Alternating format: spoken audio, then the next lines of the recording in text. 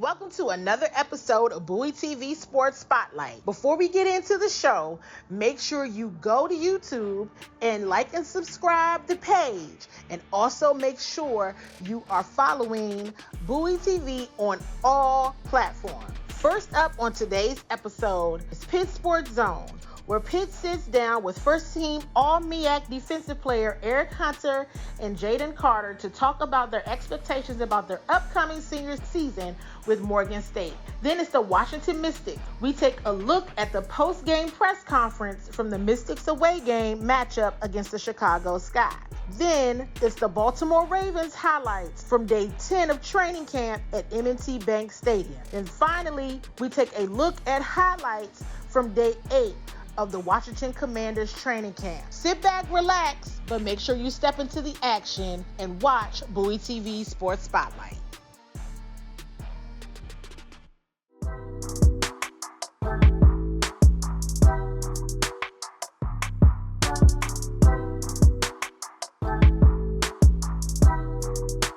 What's going on, everybody? It's your boy Pitts. Pitt Sports Zone, Bowie TV, coming to you live. Listen, it's going down all things HBCUs. And who else better to start it off with them Bowie State Bulldogs? We coming to you, Bowie State Bulldogs, total access. We got the Morgan State Bears. Listen, all HBCUs information, all HBCU news, sporting events, updates. You get it live here with Pitt Sports Zone, Bowie TV, Comcast, Channel 77. Verizon Channel 11 is going down. Don't you miss a beat. Listen, it's only the beginning because it's early still. And it's we're going to be here all day. All day.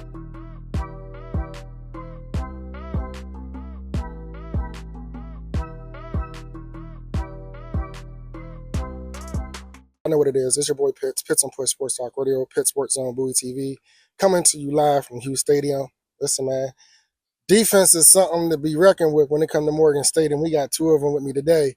Definitely appreciate them for taking their time out on this humid Saturday, as Eric already pointed out that Jadon got on the hoodie before we even got rolling. But I'll go ahead and, let's go ahead and start it off again. Shout out to Staples and Smart Water as sponsors for Pitts and Push Sports Talk Radio. Appreciate all that you do. Go to my left, we got Jadon Carter. If you can just give viewers and listeners a little bit about yourself. Like you said, Jadon Carter. Play DB at Morgan State. I'm a transfer from Bowie State, so this year it's my last year, so I'm just trying to go out with a bang, put the conference on notice and the world on notice for real. Absolutely. E Hunt. How you doing? I'm Eric Hunter, also known as E40. I wear number 40. Play linebacker here at Morgan State University, going into my senior season. Last ride, same goals, same aspirations. Trying to get it done, take care of business on the field personally and as a team. Absolutely. And so before we get started, I'm just going to, from left to right, just talk about how have the offseason been for you so far going into your senior year.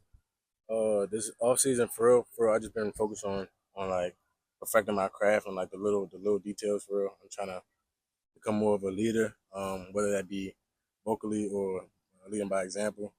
I just really been locked in this whole summer. I'm trying to get the job done this year. Absolutely. For you, E?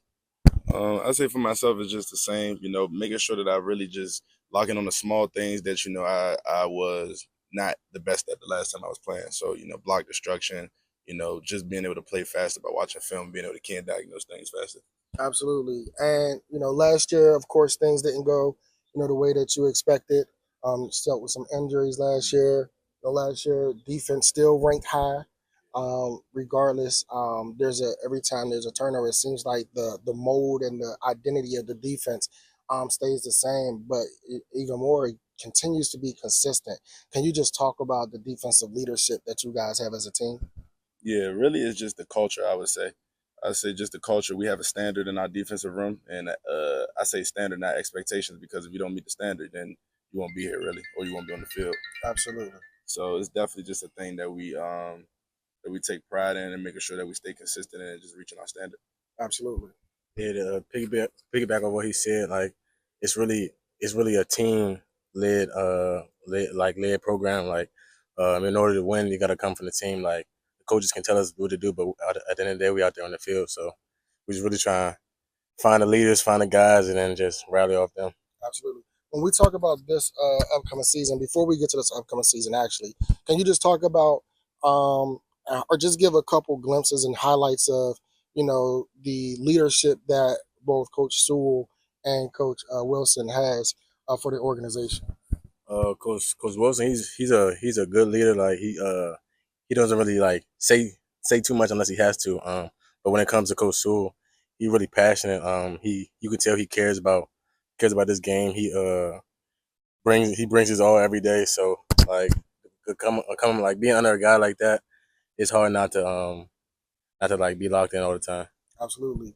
And for you, if you can talk about linebacker coach, talk about Coach Fontenot, like just the whole defensive staff and the importance that they have and the intricate role that each of them play to making sure that at the end of the day, the defense gels together as one. Because, when you go off into individual drills and your individual roles is one thing, but to bring it all together the way they do, talk about their leadership as well. Yeah, most definitely. I mean, I really would predicate that off of me being in the office with those guys a lot. It's a very intense situation when you walk in there, to be honest with you. It's really just more like we got a whole bunch of coaches that, got their own different ways to play the same song. But at the end of the day, it's all going to sound like one band, one sound by the time it's time to get it rolling. So, I mean, I really just say, whether those guys, some of the guys have shared offices, like linebacker and D-line coach. So it's like, we always together as a box, we always together as a back seven, and even bringing it all together is just always like, the D-line coach can understand that some stunts we can't do just because of the way we run the coverage behind it. They always on the same page. So I say, it's just, when you see your coaches click like that, it allows your players to click the same way. Absolutely. When you talk about the type of leader that you are on the field, right? Because, for you can be vocal, you're a vocal leader as well as, leading. Jadon is more like, ever since I've been, knowing Jadon at Bowie State, he's just quiet. But, he's active, and he's always where he needs to be.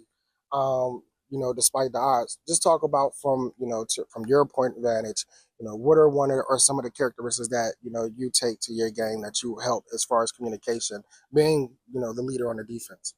Yes, sir.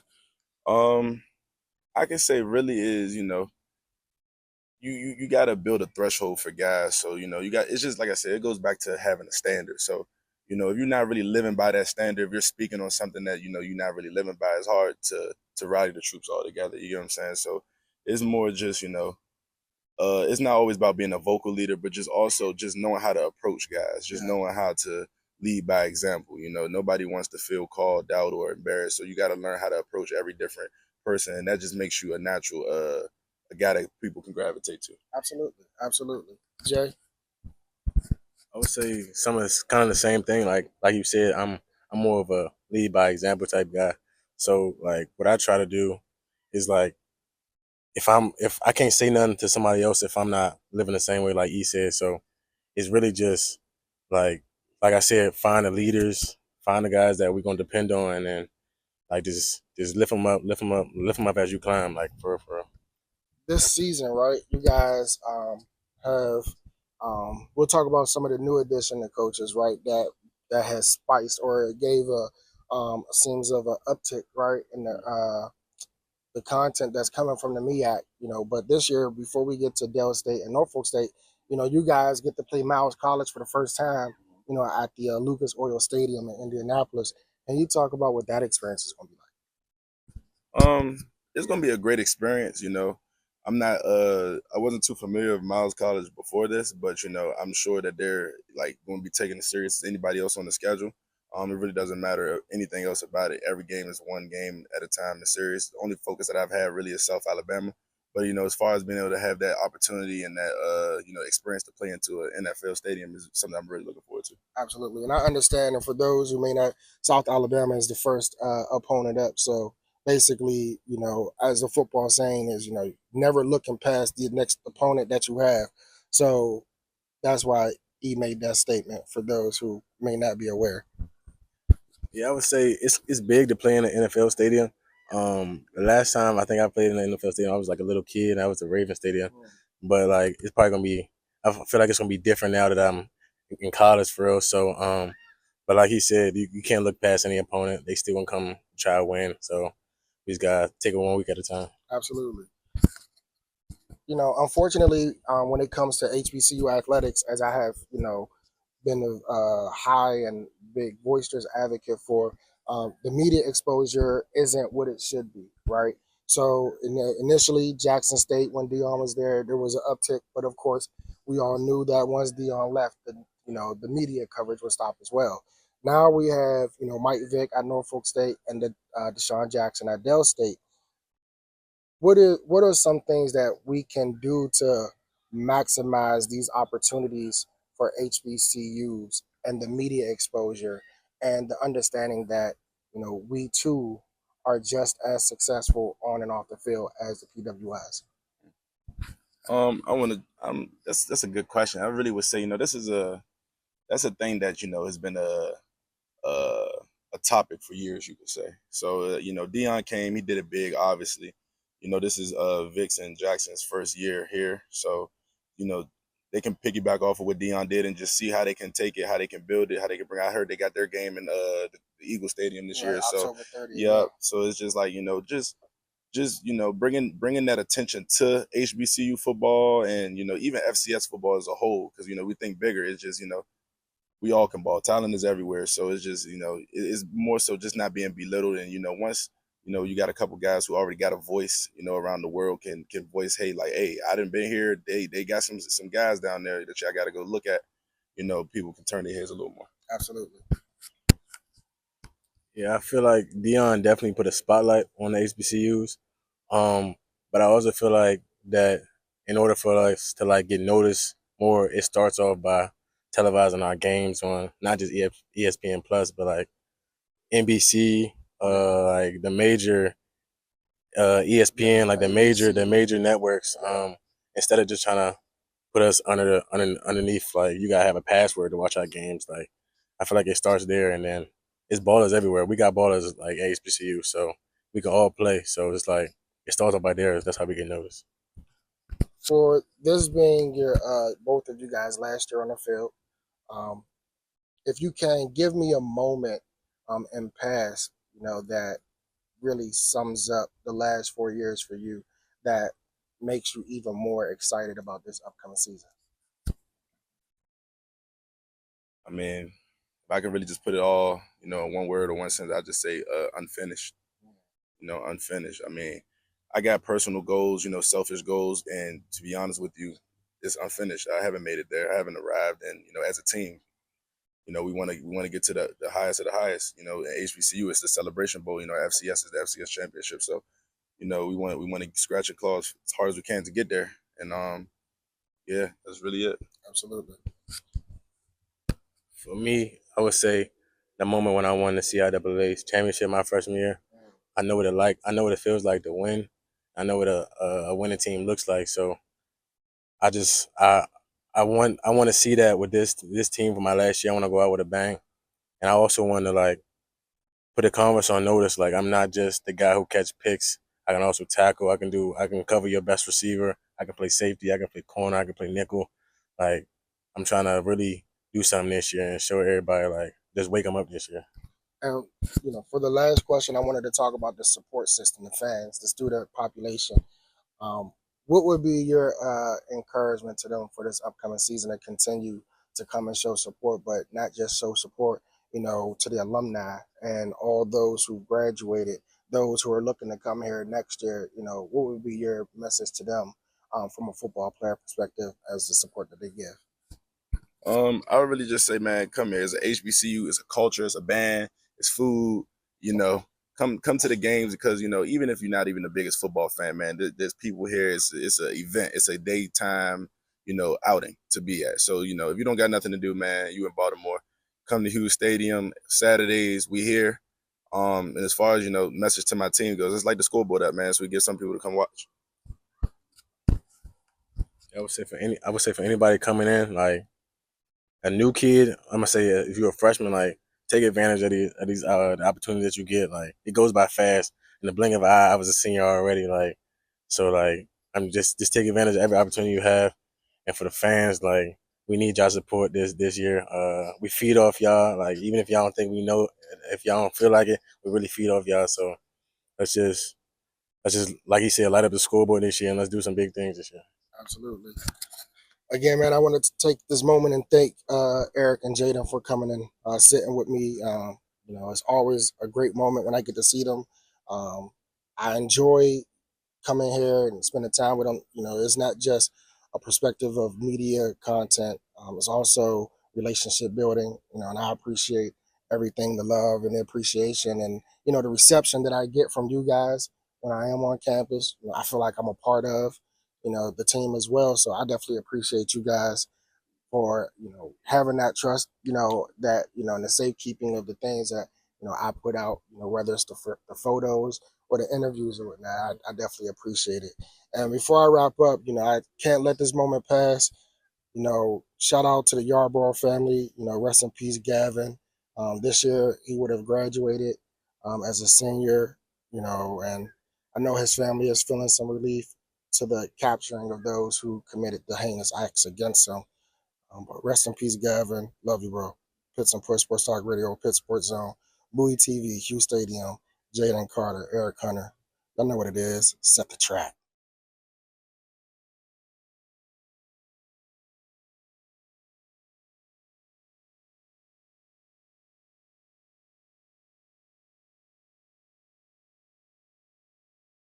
I know they're a big team, but they won rebounds, points in the paint. I know that, with such a big change earlier in the day, it's probably hard to switch things up in 4 minutes, but kind of what would you attribute tonight to? Because it seemed a little uncharacteristic for you guys. I mean, you're right. Those are usually areas of strength for us, and we got to tip our hat to them. I do think that's something that they do well. They may not do it consistently better than us because we've established such a presence there in terms of getting to the rim, and I thought our players played pretty hard. I don't really ever want to make it about officiating, but there was. There's probably some things that could have gone our way that would have like even that out a little bit too. But to the victor go the spoils. So you just got to tip your hat. Kiki, a little bit something similar. What was the challenge to try to what was the challenge in general, with such a big change midday? And also, what did you kind of see that they were doing to try to, I guess, neutralize or have that advantage inside? Yeah, I think there were a lot of factors, but it's hard to beat a team 4 times. Like, this is our 4th time playing them. We just played them recently, so they've obviously made adjustments, and we did too. I think they just came out better than we did, and we didn't have the greatest start. I think we came back much stronger and played more of our basketball in the second half. But at a point, it's kind of too late to come back. But I think we fought till the end. But again, it's the best league in the world, and we play the team 4 times, so it's tough to get every single one. One real quick for you, Sonia. We were talking kind of earlier. I mean, you've already kind of gone up the scouting report on for other teams. Now with Slim gone, and she was leading you guys in points. You're gonna go higher. You're gonna attract more attention in that way. And when I was talking to Sydney earlier, he said, when we were talking about crunch time moments, he said, hey, some of that is gonna fall to you.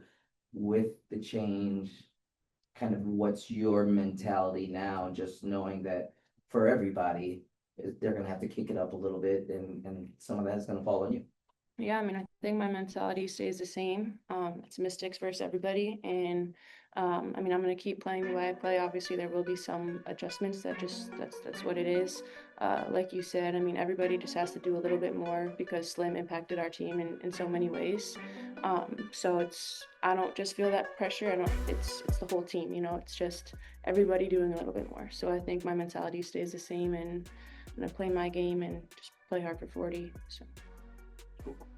And one more, I've got to kind of ask a little bit about Aaliyah. I Yep. think she was under 7 minutes today, and both you and her said the wrist was fine, and she said her conditioning is good. Kind of I know you said you're easing her back into, but I also have to ask, I wonder if the looming deadline influences her being limited in minutes at the moment, or No, nothing like that. I'm not quite sure what you mean, but I mean, that's not a trade thing, or yeah. gotcha. Yeah. How are you evaluating her minutes then right now? Because they seem low for her Yeah. to be healthy, especially when you only had 9 players today. No, I'm with you. I think with our front court, Kiki's pretty good, Kira's pretty good. We have Steph, we have Emily, Aaliyah. So just with 5 post players, it's trying to not allow them to get in a rhythm, and it's not 3 minutes for Aaliyah is tough, 7 minutes for Aaliyah is tough, but for any of them. So just trying my best there. But yeah, that's just kind of where we are. That's all I got. Thank you. Anyone on Zoom? Jen? Hey everybody. Sonia and Kiki, just kind of picking up on what Kareem was asking, with this obviously being the first time that you guys have come up against a WNBA trade deadline, what were kind of the emotions for you guys today, finding out about Slim and needing to regroup? What's it kind of been like? Out and Sika as well. Just want to throw that out there. Sorry. No. I didn't mean it in a negative way, Jeff. No, appreciate the I think this is kind of my welcome to the W moment. Just seeing the reality of it, that's probably the biggest difference from college. And, Slim and Sika mean so much to our team, and obviously losing them or not having them with us anymore is really tough. So I think we're just adjusting to that. It's hard adjusting on a game day. But I think with this team, we have so much grit and we're going to figure it out. We're excited to welcome our new teammate as well, but it's not lost on us how much of an impact those two have meant, not even just on the court, but in the locker room as people. So, yeah. Sonia, anything to add on what Kiki said? I think Kiki said it all, honestly.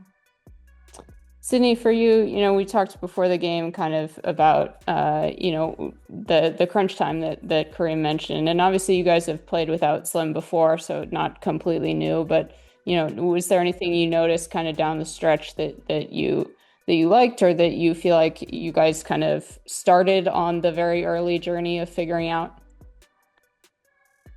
Yeah, we've played without Slim a few games already, so we kind of know what that feels like. I want to echo what Kiki said. The grit was there, the fight. We weren't flawless in terms of our execution, and there's other factors that weigh in the game. Not the least of which is Chicago playing really well. So no, we're good. We're good. I mean, they give us everything we can ever ask for. I don't know what to tell you. They just play all the way through. They're so coachable. I don't know what to tell you. We came up short. Yes, we gave up points in the paint.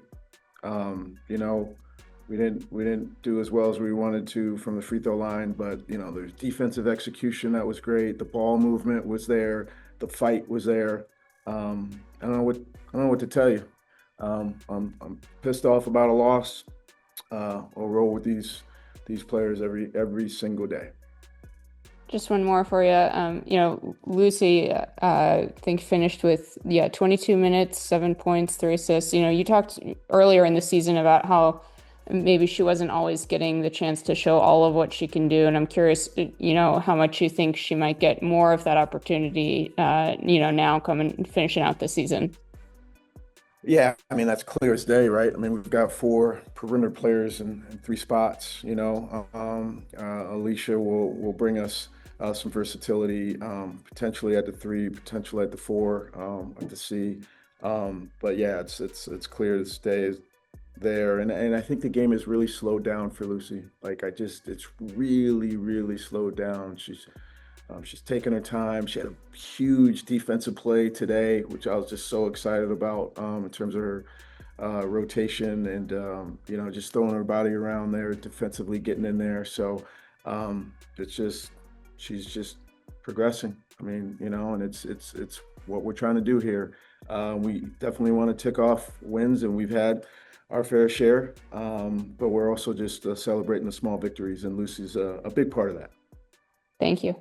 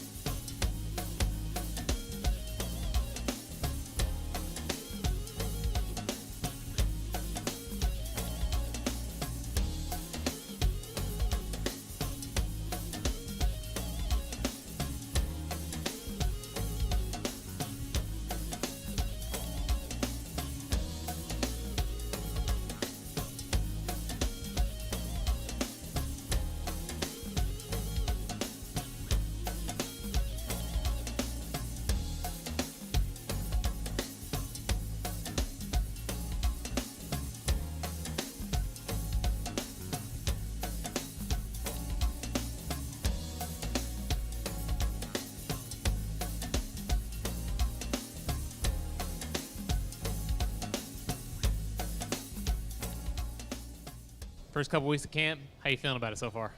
It's been solid. Just still getting used to everything, you know what I mean? Getting back in pads, knocking off rest, but I feel like I'm starting to flow, and I'm really getting back to how I was. You've had a chance to go up against guys like Bobby Wagner, Von Miller now. Yeah. Like, what are those guys, what is it like going against those guys, and like, what have they been able to teach you over the last couple weeks? Yeah, I mean, it's been great. Honestly, it's a huge blessing, you know what I mean? Because not a lot of people can say that they get to go against a defense with multiple Hall of Famers and play alongside Hall of Famers as well, you know what I mean? So to just be in this position and have this opportunity is a blessing. And they've taught me a lot, just like on the field, off the field stuff, how to use my hands, how to change up my sets, how to do a lot of different things. So I just take it and run with it. The speed of the game, obviously, is something every rookie has to get adjusted to. Like, Yeah. what are some things you've done to kind of get up to speed on how fast everything is on the practice field? I feel like pre-practice, I try to get a little bit extra in pre-practice and even a little bit after, whether that's working with Vaughn or working with Dietrich. I mean, anybody that's willing to, you know, help a little bit, I feel like that's what helps me out, is just doing stuff, like just doing a little extra. I feel like it's kind of what gets me caught up. How helpful has your other offensive linemen, how helpful have they been, you know, just teaching you some of these things, giving you little tips and tricks here and there about how to, you know, go up against some of these Right. starters on defense that you've seen? Yeah, I mean, I feel like there's nobody I'm more thankful for except for those guys, you know what I mean? Because I feel like they've been there for me since the moment I walked into the room. And I feel like they give me stuff after every rep, you know what I mean? I feel like there's just a little tweak of something that they think I can do better, and I just take it around with it, like I said. And obviously one of those guys, specifically Laramie Tunzel, Yeah. I mean, big opportunity for you to go up and see a guy like that and be one of his teammates. I mean, what is that like for you to have, like, you know, a guy who's been like a top 5 tackle in the league for so long? Yeah, I mean, it's truly a blessing that I have someone like that to take me underneath their wing, and somebody I have the opportunity to learn from every single day. And I mean, it's been nothing but a blessing. That's all I can really say about it, for real. Hi, Josh. Hi. So coming from college to here now in training camp, what's the biggest adjustment that you had so far in your game and like figuring out the system here? Yeah, I mean, I feel like morning practices are different, which in my opinion are a lot better. I feel like that's the biggest difference, because I feel like back in college we practiced a lot in the afternoon. But I feel like just having to have your processes ready in the morning, I feel like it's something. I feel like that's something that I had to get used to. It's just finding a routine fast and getting used to it and just flowing with it. And within your own game, is there anything that you have like seen yourself improve on already with the couple of weeks that you've been here? Yeah, I mean, I feel like playing on the right side is something that was a huge change, and a lot of people don't really understand that much of it, how much that changes for O linemen. Playing left and right side, but I'm really getting used to it, and I'm starting to feel a lot better. So, Josh, what's been your biggest adjustment personally from being in the West Coast now being here on the East Coast? What's been the biggest change for you overall? I mean, not being so close to my family, obviously. I feel like it's the biggest thing for me, because I'm a huge family man. You know, being able to just drive home 4 hours is a lot different than catching a 5-hour flight, you know what I mean? It's a lot different, but at the same time, though, I feel really great out here, and I feel good. But yeah, I feel like one of the biggest things is that, like, you're really a grown man now, and you don't have a coach, you know, always on you to do this, do that, which I never really had. But you know, there's not they just kind of let you do your own thing. So.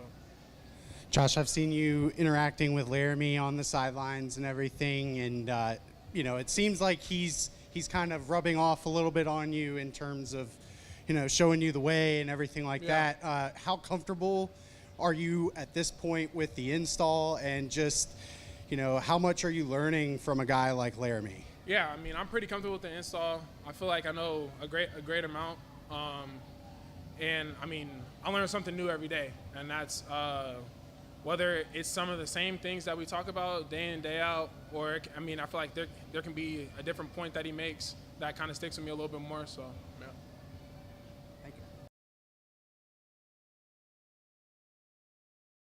All right, well, I guess I'll go first.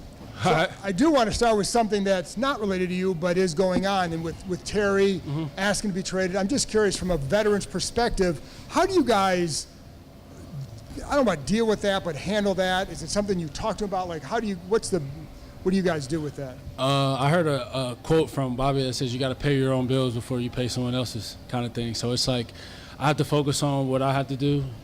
17 knows I love and support him. You know, that's my guy. You know, I wish him the best, but right now I have to come out here and I have a job to do, and so I have to focus on that. But he's got my support. He knows we love him. Is there something with this team, too, that is able to handle things like that better than in the past? Yeah, I mean, we're just a group of guys that understand that, like, at the end of the day, we all have a job to do. We all have a responsibility to each other to come out here and bring our best self out here. And so understanding that, right, that's kind of just the understanding of it all. And can I get some more? For you, for special teams, it seems like we were talking to a couple of guys on the sidelines, like, it seems like there's more of the core guys in building that more. Do you see? I mean, obviously you and Nick, but you know, guys like Percy and some other guys like that. Is there a bigger, deeper core than there's been in the past? Yeah, man. I always say these people. Some people only pay attention to like the main guys that get the the recognition, but it takes all 11, right? Percy's been pivotal, since he's been here, right? Hasn't got a lot of talk, but like. He's one of those dudes that has always showed up and always made plays when he's out there, So it's like it takes a village out there to go and compete and get the job done. He's one of those guys, along with some of the younger guys that are coming along. Kane's coming along really well. He's going to be a really good player. Bill's going to be a really good player out there for us as well. So, like, these are young guys that are kind of taking after what the vets are saying and kind of just running with it because, the standard is a standard with that group.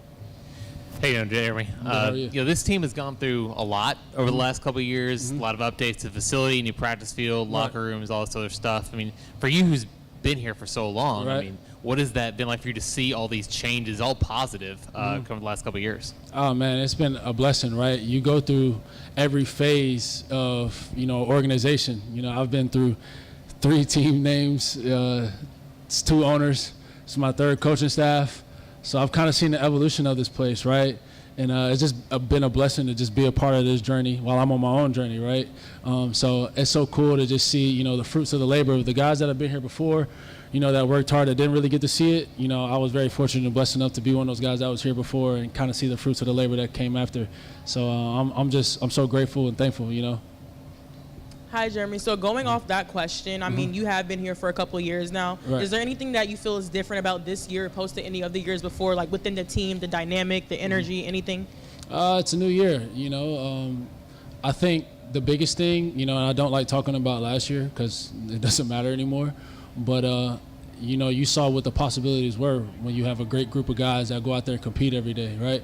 So we keep the core guys still the same, right? And now you just get to build off of it. It's not really, you don't have to rebuild. You got the same fundamental guys that have been here, and you've added new key pieces, right? And you just kind of bring them along to the standard of what it is that we expect here. And so you just go out there and compete. And so it's exciting now to just go out there and see everybody putting their best, foot forward each day and kind of stacking days because those pay you back in, September, October, November, December. And that, that playoff football, that's when it matters. We've only been in camp just about a week or so, but how comfortable are you with the install at this point? And what are some areas of growth in your game that you're hoping to address throughout the next couple of weeks? I think the biggest thing for me is that the game has just slowed down so much for me. Even from last year to this year, right? I was coming off a knee injury, and everything was just kind of going really fast, right? I was trying to prove myself to a new staff and a new front office. And this year, I just came in with the confidence that, all I have to do is be me. And, at the end of the day, right, this is a game, and I get to come out here and have fun every day and compete. And so I've just been out here flying around, looking at the different things that offenses are showing, formation-wise, split-wise. Okay, who's on the ball? Where's my deep threats when I'm at safety?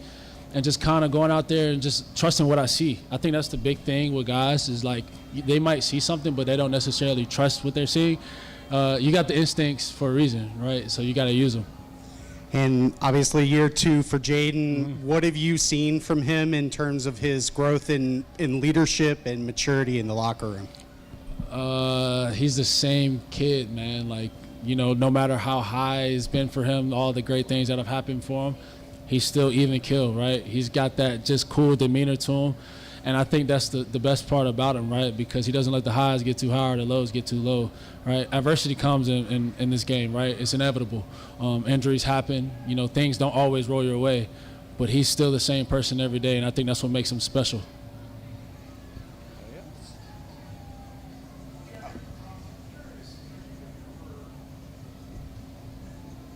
Mike, It's all the way over there's there. over there. Yeah, I was about to say. Yeah, I don't want to cut in front of people. Let's see the hands. You want to catch it? Appreciate you, man. Hey, just curious, it seems like the culture here has really turned a corner, over the last year into this summer. What's that stem from, and what makes Dan Quinn such a culture driver as a coach? He's a leader of men, first off, right? When you have somebody that understands what it's like to be in the shoes and in the lens of the player, as he says, that's already a plus, right? That's somebody that you can always go to, right? I went to Coach Q and asked him, hey, where can I be better in these areas, right? What part of my leadership role can I be better in?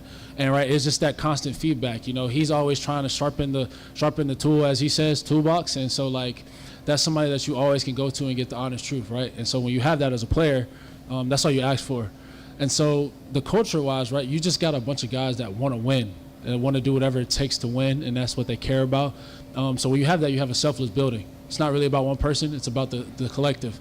And so we have that in this building, right? You ask me to go do whatever, I'm going to go do it, right? Because I know if that helps the team, that's what matters. Was there a moment where maybe that started to really click going back to last year? Oh, yeah, man. We kind of just, we got a group of men that, we sat down and we talked about what we expected out of ourselves and the group, right? So if I come to you and I say, hey, that's not really it. I'm not attacking you personally. That's just a standard that we set. And so we all sat down as men and we talked and, we made something that, that we hold ourselves to.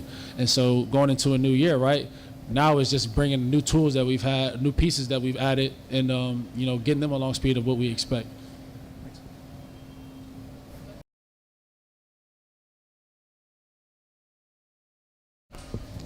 Good morning, everybody. Before we get rolling, I thought I'd give a quick shout out to Josh Harris and his team. So much gratitude on how strong their commitment is to the team now and to the future, doing what was necessary to secure their critical next step in the road back to RFK, how much it means to the team, the community. Man, that's really cool. So I was super pumped for him and for all the members and the limited partners that are with him. A lot of gratitude for how strong he's shown that support for us. I'm looking forward to see the updates in the building, but yesterday's news, that's a really big deal. So why don't we get rocking today? All right, Dan, the other day, Terry requested a trade. I'm just curious your reaction to that. Yeah, he let me know that was happening too, so I definitely appreciated that. Look, I think it's easy. We love Terry. I'm really glad he's here. Hopefully he's out practicing soon. And we also understand there's the business side of this things that Adam and his side and Terry and his reps are working it through. So I just kind of, stay in that space. We recognize both are happening. But like I said, I'm really glad he's here. I love coaching him. And but the business side, that's kind of where it's at. And it's not, somebody asked me, is it a distraction? It is not. The players today, they're more aware of contracts and things maybe than they used to be, and they recognize that business part happens as well. So for the team, we're just rocking and going and throwing some great practices. For Terry and the trade request, man, that's part of normal business that it's happening around the NFL. It's normal. We understand it, and we just throw our very best practices out on the field. Well, you kind of ruined my second question. That's what I tried to do.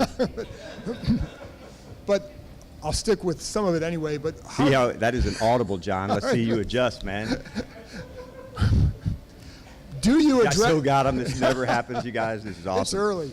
Do you address it with the players though? And do you ever worry that this becomes something bigger that you have to deal with? No need. There's just no need to do that and compare and talk and compare another man's money. That's just not it. And so, like I said, around the NFL, I think there's more awareness maybe than there's ever been of teammates and contract and business. And so we don't address it. And this group is tight. And honestly, they're really focused on what they have to do in that time, knowing that behind the scenes, they know Adam and the guys are also working really hard at it too. Dan, curious about last year when you guys decided to rotate the tackles with Brandon and Cornelius. How did you guys decide to sort of get to that? And did that experience kind of help you as you're looking this year with Josh and Andrew possibly? We just want to make competition as like the central theme then. And if we do that at quarterback last year with Jadon and Marcus, and at tackle with Brandon and Luke, and we're doing it again right now with Andrew and Josh, it's part of who we are. And I never wanted a player to ever feel anything other than that. If you get this gig, you earned it, and you had to fight for it. And that's the world of a competitor. And so it's designed, some by day, some by period, and it takes a while to get there. You have to go through some more evaluations, but it's important. Do you think that rotation could be in play this year, or it's just too early? You'll just have to see how Josh progress. Yeah, definitely too early to say. Some of Brandon's injury was a factor in that during training camp last year, Ben, so we started that way, but too early to call. Just a early impression of Connerly and how these rookies are getting into everything. Yeah, it's a good class, JP. They have maturity, their work ethic is strong. I had told the coaches I was impressed by the amount of work they did in the spring rookie camp, getting the guys ready. It doesn't show itself at mini camp. They're still swimming. There's still too much information, but it does show now. It does show when they're able to now compete and fully express who they are, how they play. And so they're off to a good start, man. I've been impressed by Lane. There's a number of guys that have jumped out to me so far. And as we're getting kind of, into this and into some practices and preseason games, like, it's really cool, man, to see them really, stand and fight for it. And they put themselves in a good position to do that. And with Mariota not really doing much team drills lately, we've seen a lot of Sam Hartman. Have you decided on a plan for New England, like next Friday night, and when will you come up with that? Yeah, Marcus is back full at it today, and so that will adjust. But that is the silver lining that happens where Josh and Sam got more reps. They're certainly in their own battle, as we're looking at the third quarterback spot. So often we say this starting spot or this starting spot, but there's this type of competition all over, and there's a long way to go for that, but we're going to be creative in how we get the playing time for them, and some of that will include game time, and we'll look forward to that, but we've not finalized any of that until we kind of get ready for our trip. We're kind of in this space. We'll take a day, and then we'll begin the prep for New England and how much practice versus playing along those lines. I did. I know you said this is part of the NFL, players have more awareness, but is there any part of you that is surprised that it's gotten to this point with Terry? I'm not surprised. Honestly, I'm glad he's here, and I do love coaching him, Nikki. So I've tried to avoid judging it. I can't be in his spots. I recognize the players are trying to set themselves and their families up, so I try not to put myself into that spot. It's too easy to say, man, if I had that much, I'd be this or that, and so I don't go there. Try to support them, as best I can, but we don't discuss the finance part of things. That's the partnership with Adam and I. Where's our strengths? How do we work together? And many things we do together. This is not one of them. And while he's been in the building, how has he been with the other guys? Good. Like I said, the mornings are different because he's doing the strength work and soon to be some field work too. But then the afternoons is kind of normal. We do team meetings, and then in the walkthroughs, can't participate them, but he's around. He's standing next to Bobby and hearing the calls. So it's good to be around teammates. It really is, because those are the people like we spend so much time with, and that's why having an environment where you work at, it's so important. We spend half our lives together here. And so creating an environment of one that's like, man, I enjoy coming here. I get better. People challenge me.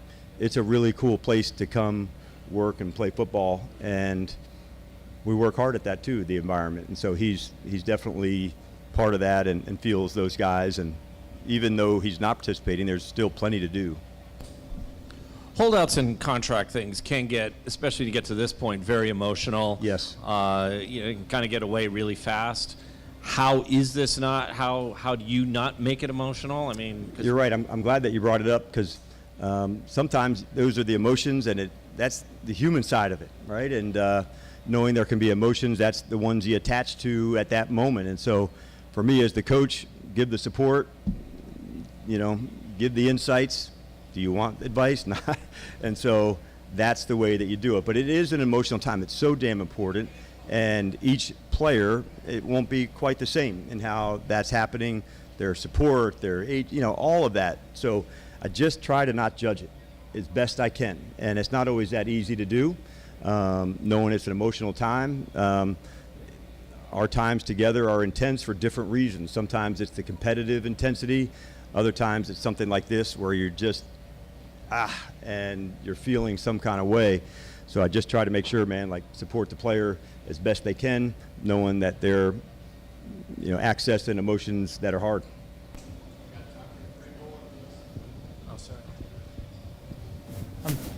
Coach, wanted to ask you about kind of your running back room overall here, and have you had any, just in your time as a head coach, have you had a philosophy over maybe how many running backs you like to keep on the roster, or does that change from team to team, and has it kind of evolved over your time as a head coach? It does evolve. It does change. There's also the special team side of things, and I think with kickoff returning at a premium now too, okay, is the returner have those running back traits? So